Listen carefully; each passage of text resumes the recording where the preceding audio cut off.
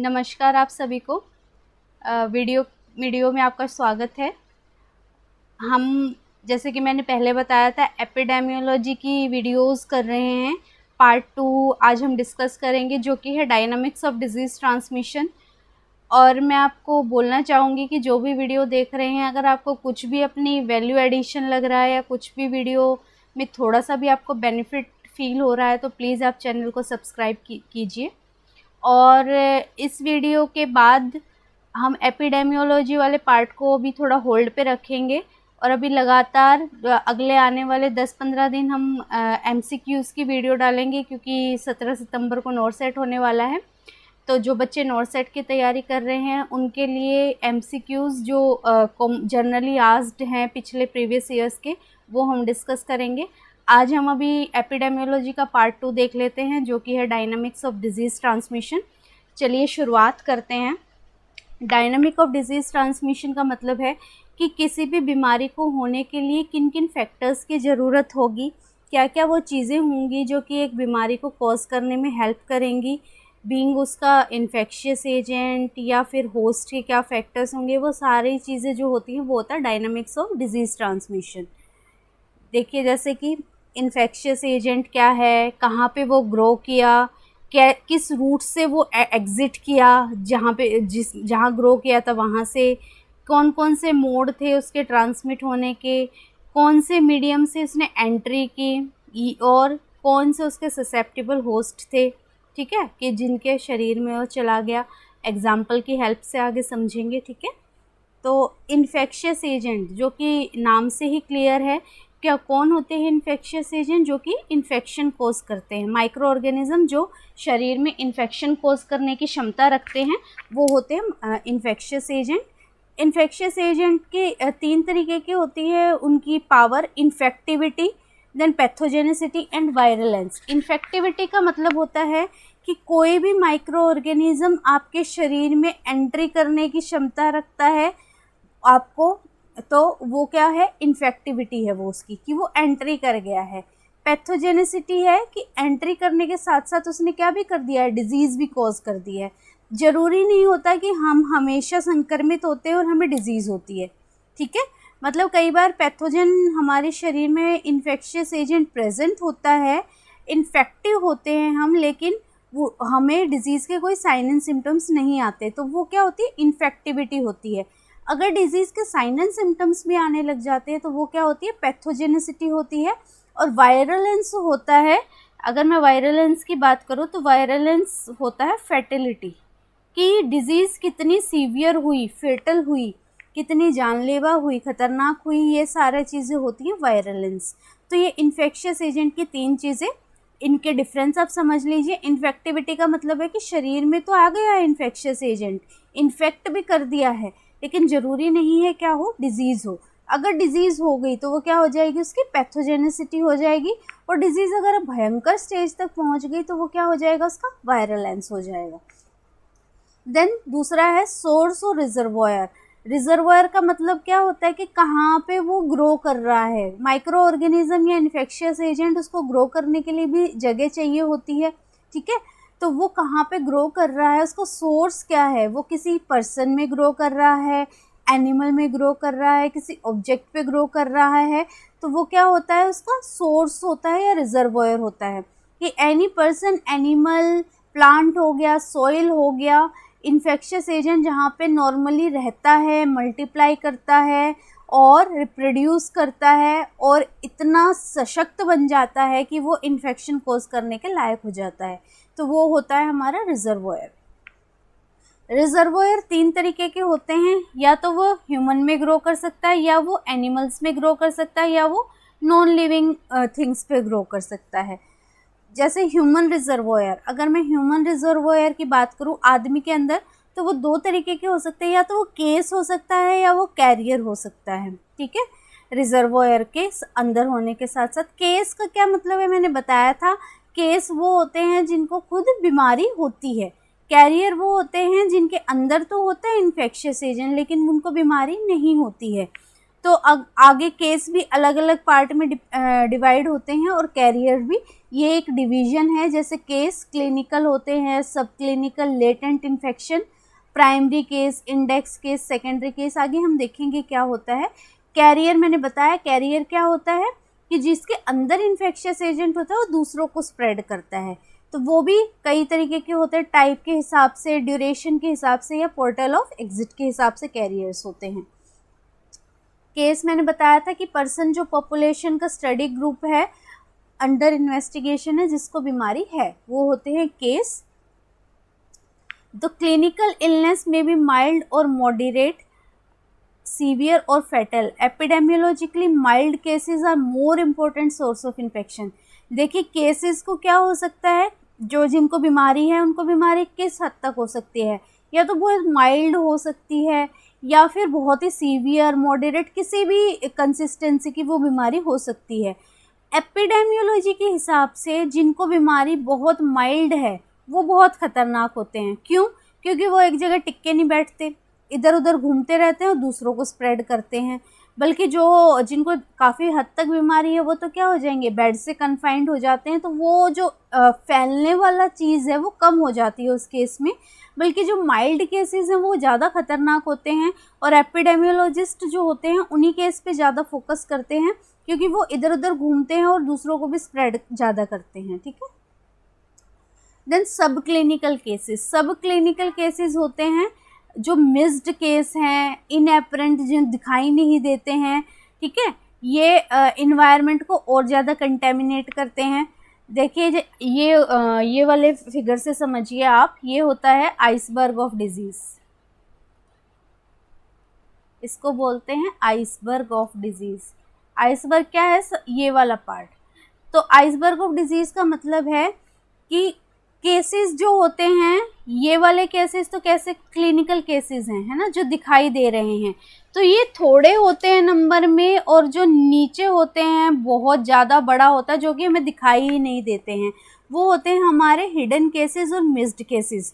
तो iceberg iceberg क्यों बोलते हैं इसको, जैसे कोई सी में शिप आ रहा है तो वो देखता है कि आगे तो क्या है, एक बर्फ़ का एक छोटा सा ही टुकड़ा है जिसको वो मिसअंडरस्टूड कर जाता है कई बार। ठीक है, और वो क्या करता है, शिप को ले जाएगा, और जब वहाँ पे टक्कर होगी, टाइटैनिक के केस में भी ऐसा ही हुआ था कि आइसबर्ग था, ठीक है, जो कि नीचे बहुत बड़ा पार्ट था जिसकी वजह से शिप पूरा ही डैमेज हो गया था, जो कि दिखाई नहीं देता है। तो ऐसे ही केसेस होते हैं ये। ऊपर वाले क्लिनिकल केसेस जो दिख जाते हैं, जिनमें साइन एंड सिम्टम्स होता है, बीमारी अच्छे से होती है। नीचे वाले वो केसेस होते हैं जिनमें बीमारी तो प्रेजेंट होती है लेकिन वो मिस्ड हो जाते हैं कैसे न कैसे, या तो उनको इतने ज़्यादा साइन एंड सिम्टम्स नहीं आते, ठीक है, या फिर कोई भी रीज़न होगा कि जिसकी वजह से वो क्या हो जाएंगे, मिस्ड हो जाएंगे। ये केसेस सबसे ज़्यादा खतरनाक माने जाते हैं। क्यों? क्योंकि ऐसे घूमते रहते हैं और उनको खुद नहीं पता कि वो बीमार हैं, तो दूसरों को भी ज़्यादा फैला देंगे। तो इसलिए जो सब क्लिनिकल केसेस है जो कि दिखाई नहीं देते हैं, सिर्फ लेबोरेटरी टेस्ट जब हम कई बार कराते हैं तो पता लगता है अच्छा ये बीमारी थी, तो वो केसेस होते हैं हमारे सब क्लिनिकल केसेस। फिर होता है हमारा लेटेंट इन्फेक्शन। लेटेंट इन्फेक्शन वो होता है जो कि बॉडी में प्रेजेंट होता है, लंबे समय तक प्रेजेंट रहता है, लेकिन वो जनरली कोई हार्म नहीं करता। ठीक है, हार्म कब करता है, जब उसको कोई एडेड फैक्टर्स मिल जाते हैं। जैसे हर्पिस की बात करें तो हर्पिस नर्व्स में हमेशा कई सालों तक प्रेजेंट हो सकता है, लेकिन हर्पिस का इन्फेक्शन कब हमें दिखेगा, जब कोई फीवर हो गया या कोई सुपर एडेड इन्फेक्शन हो गया, तब हर्पिस भी क्या करेगा, अपने आप को बढ़ा देगा। तो लेटेंट इन्फेक्शन का यही मतलब है कि वो शरीर में प्रेजेंट होते हैं, ठीक है, लेकिन वो क्या नहीं करेंगे, इन्फेक्शन के कोई साइन एंड सिम्टम्स नहीं शो करते। कब तक नहीं शो करते हैं, जब तक कि कोई सुपर एडेड इन्फेक्शन नहीं हो जाता। कोई और बीमारी के साथ ये भी क्या करते हैं, उभार ले जाते हैं, फिर ये अपना रूप जो है वो दिखाते हैं। तो ये है लेटेंट इन्फेक्शन। ये हम टाइप ऑफ केसेस देख रहे हैं।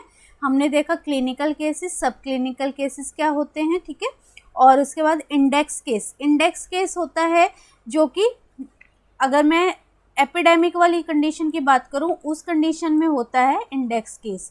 इंडेक्स केस जो पहला केस, अगर कोई एपिडेमिक आउटब्रेक है तो जो पहला केस हमें दिखाई देता है उसको बोलते हैं इंडेक्स केस। और प्राइमरी केस होता है जो कि फर्स्ट केस हमें किसी पर्टिकुलर बीमारी का मिलता है, वो एपिडेमिक होना ज़रूरी नहीं है। इंडेक्स केस में एपिडेमिक होना ज़रूरी है, वो कम्युनिटी लेवल का पहला केस होता है। प्राइमरी केस इंडिविजुअल केस होता है जो कि किसी कम्युनिकेबल डिजीज़ का हमें देखने को मिलता है। और सेकेंडरी केस वो होते हैं जो कि प्राइमरी केस से इन्फेक्ट होते हैं। ठीक है, समझ में आ गई बात। इंडेक्स केस एपिडेमिक का वो केस जो कि कम्युनिटी को इन्फेक्ट कर रही है बीमारी, और उसका फर्स्ट केस जो था वो इंडेक्स केस। जैसे कोविड-19 की बात करें तो जो दिल्ली में कोई फॉरेन से आया था जिसको फर्स्ट केस मिला था, वो हो गया उस बीमारी का इंडेक्स केस। इंडेक्स केस उसको इसलिए कह रहे हैं क्योंकि उसने लार्ज पॉपुलेशन को अफेक्ट कर दिया था और उसका पहला केस वो था। और प्राइमरी केस होगा किसी भी कम्युनिकेबल डिजीज़, अगर मीजल्स की बात करें, ठीक है, एक एरिया में मीजल्स का एक बच्चा आ गया है और उससे दूसरे बच्चे इन्फेक्ट हुए हैं, तो जो बच्चा पहले आया था वो प्राइमरी केस कहलाएगा, और जो बच्चे उससे बाद में इन्फेक्ट हुए हैं वो सेकेंडरी केसेस होंगे। देन कैरियर्स, कैरियर मैंने बताया कि उनमें क्या होता है, इन्फेक्शियस एजेंट हार्बर करते हैं लेकिन कोई भी विजिबल क्लिनिकल डिजीज़ नहीं होती है और एक पोटेंशियल सोर्स ऑफ इन्फेक्शन है दूसरों का। अब मेरे पास कोई बैठा हुआ है, कैरियर है, ठीक है, मुझे नहीं पता वो कैरियर है और मैं उससे कोई भी प्रिकॉशन नहीं ले रही हूँ, ठीक है, और कोई भी प्रिकॉशन नहीं ले रही हूँ तो वो सबसे ज़्यादा फैलाएगा। कोविड के केस में भी ऐसा ही हुआ था, जिन लोगों में को साइन एंड सिम्टम्स नहीं आ रहे थे उनमें थी बीमारी, अब वो जितने भी लोगों से मिल रहे थे उनको क्या कर रहे थे, इन्फेक्ट किए जा रहे थे, और हो सकता है उन लोगों में ज़्यादा सिम्टम्स आए हों। तो वो कैरियर खुद उनको कुछ नहीं होगा, उनमें डिजीज़ कॉजिंग एजेंट होगा, वो दूसरों को बीमार करते हैं, ठीक है, तो वो कैरियर्स होते हैं। यही है कि प्रेजेंस होती है, कोई साइन एंड सिम्टम्स नहीं होते और शेड करते रहते हैं डिजीज़ को, दूसरों को फैलाते रहते हैं। कैरियर्स के टाइप, अब कैरियर जो होते हैं वो इंक्यूबेशन पीरियड कौन सा पीरियड होता है कि एक ह्यूमन बॉडी है, ठीक है, उसमें एक डिजीज़ कॉजिंग एजेंट आ गया है लेकिन उसने अपने साइन एंड सिम्टम्स कुछ दिनों के बाद, जैसे 2 से 5 दिन फॉर एग्जांपल, उसने अपने साइन एंड सिम्टम्स दिखाए हैं, तो वो हो गया उसका इंक्यूबेशन पीरियड। मतलब कब उसने बॉडी में एंट्री की तब से लेके जब उसने अपना साइन एंड सिम्टम दिखाने शुरू किए, उस पीरियड को बोलते हैं इंक्यूबेशन पीरियड। तो कुछ कैरियर्स ऐसे होते हैं जो डिजीज़ के इंक्यूबेशन पीरियड में डिजीज़ स्प्रेड करते हैं।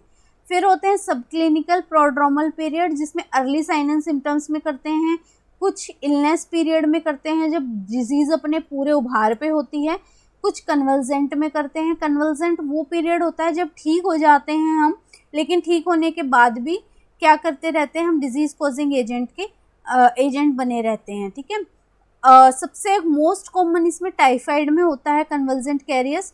ठीक होने के भी 2-3 महीने तक वो लोग सक्षम होते हैं दूसरों को डिजीज़ फैलाने की, तो वो कन्वल्जेंट कैरियर्स होते हैं। टाइफाइड हो गया, कोलरा हो गया, ठीक है, जैसे मैंने बताया कि ठीक हो गए, अब हमें क्या लग रहा है कि ये बंदा तो ठीक है, अब इससे हमें तो कोई ख़तरा नहीं है, वही बात होगी, कोई प्रिकॉशन नहीं ली जाएगी। सेम वो भी कोई प्रिकॉशन नहीं लेगा कि मैं अब तो ठीक हूँ, लेकिन वो कौन सी स्टेज में होते हैं, डिजीज़ शेड करने की स्टेज में होते हैं, उनको कन्वल्जेंट कैरियर्स बोलते हैं, ठीक है, कि वो अब ठीक हो गए हैं लेकिन ठीक होने के बाद भी डिजीज़ फैला रहे हैं। तो टाइफाइड हो गया, पर्ट्यूसिस, डिप्थीरिया, ये सारी बीमारी में कन्वल्जेंट कैरियर्स होते हैं। देन हेल्दी कैरियर्स होते हैं विक्टिम्स ऑफ सब क्लिनिकल इन्फेक्शन, जो कि कैरियर स्टेज है विदाउट एनी ओवर डिजीज़, उनमें कोई डिजीज़ नहीं है लेकिन वो शेड करते रहते हैं, जैसे कि पोलियो में हो गया, कोलरा हो गया, साल्मोनेला हो गया, डिप्थीरिया हो गया, इन सारी चीज़ों में बंदे में कोई साइन एंड सिम्टम्स नहीं होते, वो हेल्दी घूमता रहता है, ठीक है, लेकिन वो क्या कर रहा है, दूसरों को स्प्रेड कर रहा है। ड्यूरेशन के हिसाब से टेम्परेरी कैरियर्स जो कि कुछ टाइम के लिए ही करते हैं, देन क्रोनिक कैरियर जो कि पूरे लाइफ टाइम में स्प्रेड करते रहते हैं, ठीक है, ये होते हैं। देन क्रोनिक कैरियर्स जो बहुत लंबे समय तक होते हैं, वही टाइफाइड वाली बात, वो बहुत लंबे टाइम तक एज अ कैरियर एक्ट कर सकते हैं। डायसेंट्री वाले बहुत लंबे टाइम तक कैरियर एक्ट कर सकते हैं। तो ये क्रोनिक कैरियर मतलब ये कह लो ताउम्र ही ये क्या कर रहे हैं, डिजीज़ स्प्रेड कर रहे हैं, ठीक है।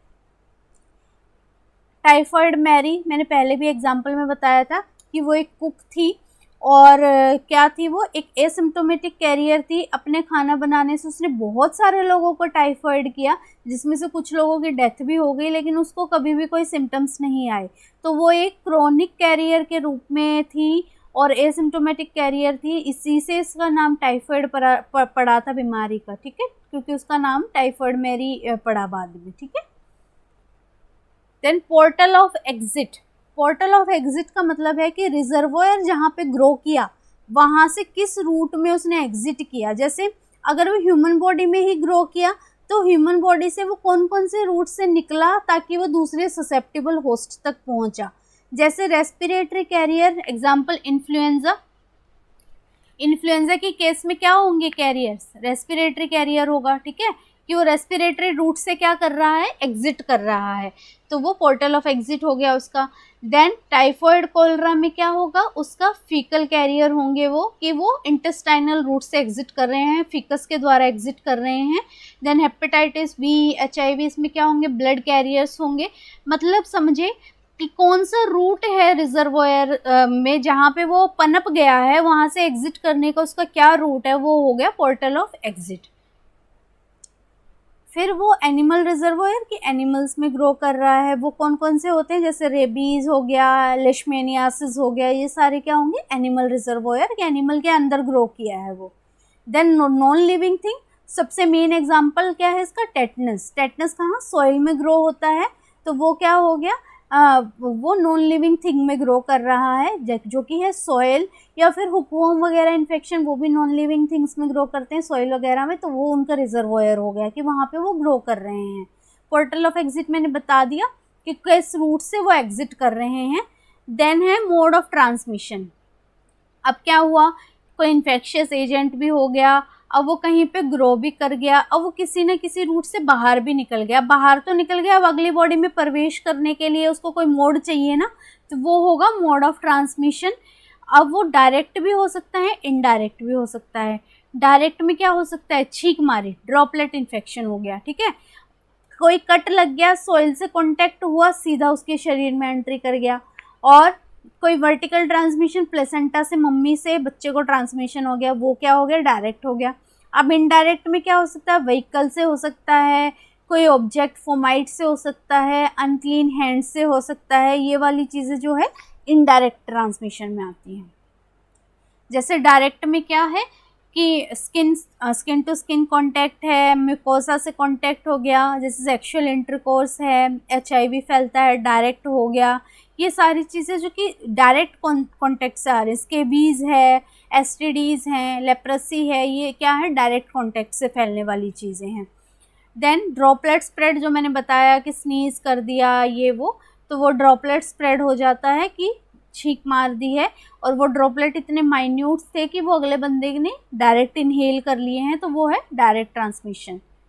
देन इनोकुलेशन, जैसे वही टेटनस पोर्स है या फिर कोई इंसेक्ट बाइट है, ये इनोकुलेशन हो गया। वर्टिकल ट्रांसमिशन, जो माँ से बच्चे को हो सकता है, जैसे कि HIV, हेपेटाइटिस B, ये सारे कॉमन हैं।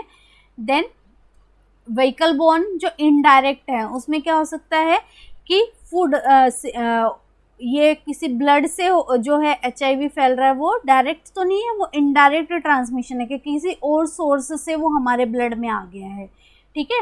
डायरेक्ट तो क्या होगा कि कोई सेक्सुअल इंटरकोर्स हो गया है, वो डायरेक्ट ट्रांसमिशन होगा। इनडायरेक्ट में कोई ब्लड कहीं दूसरे बंदे से आया है और वो हमको चढ़ गया है, तो वो क्या है, इनडायरेक्ट है। कोलरा है, hepatitis A, hepatitis E, typhoid, ये क्या है, व्हीकल बोर्न ट्रांसमिशन है, दूर से आ रहे हैं। देन वेक्टर बोर्न, कि वेक्टर बोर्न, मच्छर ने काट लिया, मच्छर ने क्या ले रखा था, कोई इन्फेक्शियस एजेंट ले रखा था, वो हमारे ब्लड में इनोकुलेट कर दिया, तो वो क्या हो गए, ये वेक्टर इंसेक्ट से जो भी हो रहा है वो सारे इनडायरेक्ट ट्रांसमिशन है।